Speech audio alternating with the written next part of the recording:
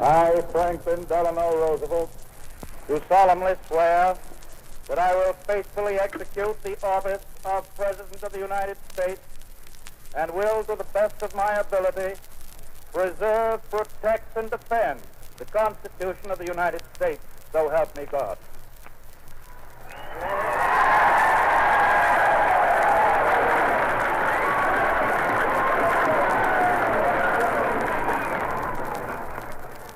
President Hoover, Mr. Chief Justice, my friends, this is a day of national consecration, and I am certain that on this day my fellow Americans expect that on my induction into the presidency I will address them with a candor and a decision which the present situation of our people impels. This is preeminently the time to speak the truth, the whole truth, frankly and boldly. Nor need we shrink from honestly facing conditions in our country today.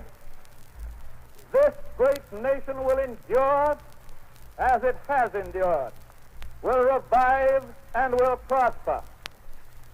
So first of all, let me assert my firm belief that the only thing we have to fear is fear itself, nameless, unreasoning, unjustified terror, which paralyzes needed effort to convert retreat into advance. In every dark hour of our national life, a leadership of frankness and of vigor has met with that understanding and support of the people themselves, which is essential to victory. And I am convinced that you will again give that support to leadership in these critical days. In such a spirit on my part and on yours, we face our common difficulties. They concern, thank God, only material things. Values have shrunk to fantastic levels. Taxes have risen.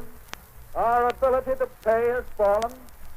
Government of all kinds is faced by serious curtailment of income. The means of exchange are frozen in the currents of trade. The withered leaves of industrial enterprise lie on every side. Farmers find no market for their produce, and the savings of many years in thousands of families are gone. More important, a host of unemployed citizens face the grim problem of existence, and an equally great number toil with little return. Only a foolish optimist can deny the dark realities of the moment. And yet our distress comes from no failure of substance. We are stricken by no plague of locusts. Compared with the perils which our forefathers conquered because they believed and were not afraid, we have still much to be thankful for. Nature still offers her bounty, and human efforts have multiplied it. Plenty is at our doorstep, but a generous use of it languishes in the very sight of the supply.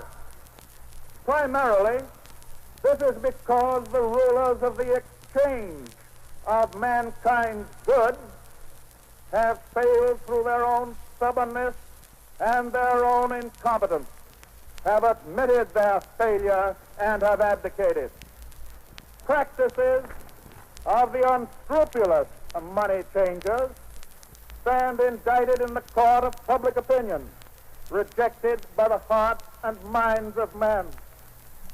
True, they have tried, but their efforts have been cast in the pattern of an outworn tradition. Faced by failure of credit, they have proposed only the lending of more money. Stripped of the lure of profit by which to induce our people to follow their false leadership, they have resorted to exhortation, pleading tearfully for restored confidence. They only know the rules of a generation of self-seekers. They have no vision. And when there is no vision, the people perish. Yes, the money changers have fled from their high seats in the temple of our civilization. We may now restore that temple to the ancient truth.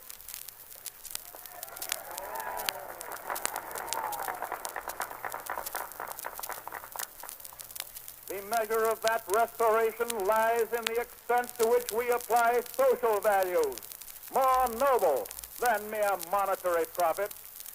Happiness lies not in the mere possession of money. It lies in the joy of achievement, in the thrill of creative effort. The joy, the moral stimulation of work no longer must be forgotten in the mad chase of evanescent profit.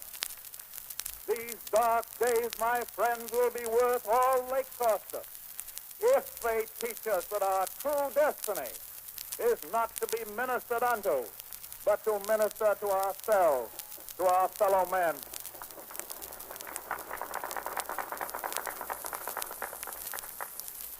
Recognition of that falsity of material wealth as the standard of success goes hand in hand with the abandonment of the false belief that public office and high political positions are to be valued only by the standard of pride of place and personal profit. And there must be an end to a conduct in banking and in business which too often has given to a sacred trust the likeness of callous and selfish wrongdoing. Small wonder that confidence languishes, for it thrives only on honesty, on honor, on the sacredness of obligations, on faithful protection, and on unselfish performance. Without them, it cannot live. Restoration calls, however, not for changes in ethics alone. This nation is asking for action, and action now.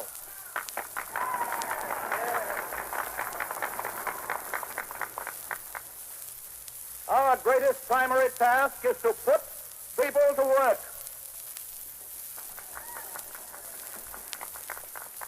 This is no unsolvable problem if we face it wisely and courageously. It can be accomplished in part by direct recruiting by the government itself, treating the task as we would treat the emergency of a war, but at the same time, through this employment, accomplishing greatly needed projects to stimulate and reorganize the use of our great natural resources. Hand in hand with that, we must frankly recognize the overbalance of population in our industrial centers, and by engaging on a national scale in a redistribution, endeavor to provide a better use of the land for those best fitted for the land. Yes, the task can be helped by definite efforts to raise the values of agricultural products, and with this the power to purchase the output of our cities. It can be helped by preventing realistically the tragedy of the growing loss through foreclosure of our small homes and our farms. It can be helped by insistence that the federal, the state, and the local governments act forthwith on the demand that their costs be drastically reduced. It can be helped by the unifying of relief activities which today are often scattered, uneconomical, unequal.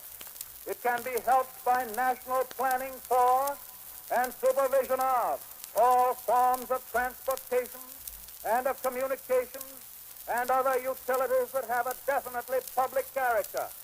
There are many ways in which it can be helped, but it can never be helped by merely talking about it. We must act quickly. And finally, in our progress towards a resumption of work, we require two safeguards against a return of the evils of the old order. There must be a strict supervision of all banking and credit and investment. There must be an end to speculation with other people's money. And there must be provision for an adequate but sound currency. These, my friends, are the lines of attack I shall presently urge upon a new Congress in special session detailed measures for their fulfillment, and I shall seek the immediate assistance of the 48 states. Through this program of action, we address ourselves to putting our own national house in order and making income balance outgo. Our international trade relations, though vastly important, are in point of time and necessity secondary to the establishment of a sound national economy. I favor, as a practical policy, the putting of first things first. I shall spare no effort to restore world trade by international economic readjustment, but the emergency at home cannot wait on that accomplishment. The basic thought that guides these specific means of national recovery is not narrowly nationalistic. It is the insistence as a first consideration upon the interdependence of the various elements in and parts of the United States of America, a recognition of the old and permanently important manifestation of the American spirit of the pioneer. It is the way to recovery. It is the immediate way. It is the strongest assurance that recovery will endure. In the field of world policy, I would dedicate this nation to the policy of the good neighbor. The neighbor who resolutely respects himself and, because he does so, respects the rights of others. The neighbor who respects his obligations and respects the sanctity of his agreement in and with a world of neighbors.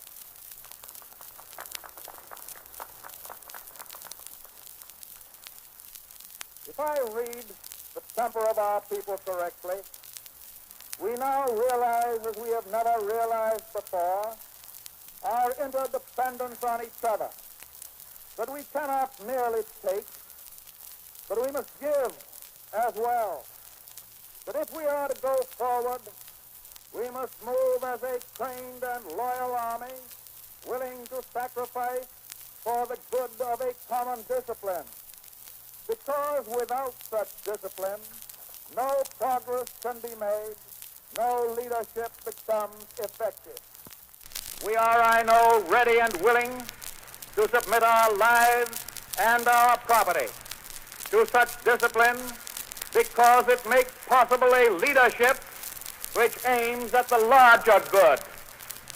This I propose to offer, pledging that the larger purposes will bind upon us all as a sacred obligation, with a unity of duty hitherto evoked only in times of armed strife. With this pledge taken, I assume unhesitatingly the leadership of this great army of our people, dedicated to a disciplined attack upon our common problem. Action in this image, action to this end, is feasible under the form of government which we have inherited from our ancestors.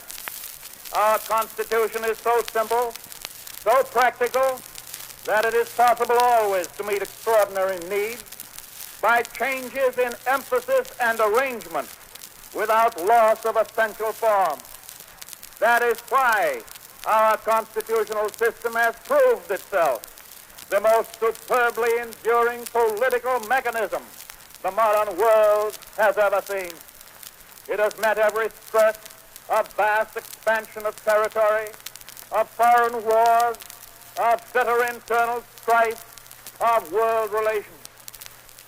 And it is to be hoped that the normal balance of executive and legislative authority may be wholly equal, wholly adequate to meet the unprecedented task before us. But it may be that an unprecedented demand and need for undelayed action may call for temporary departure from that normal balance of public procedure. I am prepared, under my constitutional duty, to recommend the measures that a stricken nation in the midst of a stricken world may require.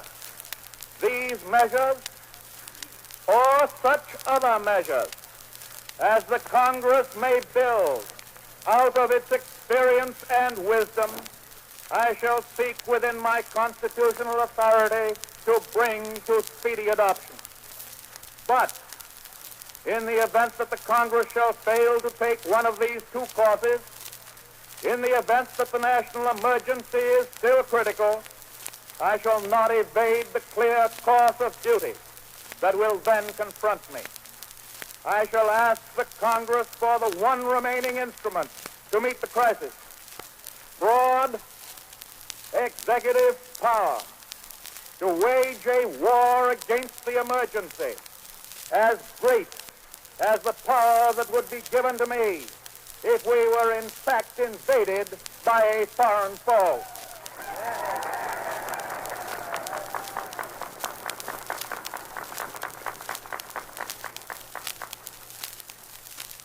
For the trust reposed in me, I will return the courage and the devotion that befits the time. I can do no less. We face the arduous days that lie before us in the warm courage of national unity, with the clear consciousness of seeking old and precious moral values, with the clean satisfaction that comes from the stern performance of duty by old and young alike. We aim at the assurance of a rounded, a permanent national life. We do not distrust the future of essential democracy. The people of the United States have not failed. In their need, they have registered a mandate that they want direct, vigorous action. They have asked for discipline and direction under leadership. They have made me the present instrument of their wishes. In the spirit of the gift, I take it. In this dedication of a nation, we humbly ask the blessing of God. May He protect each and every one of us. May He guide me in the days to come.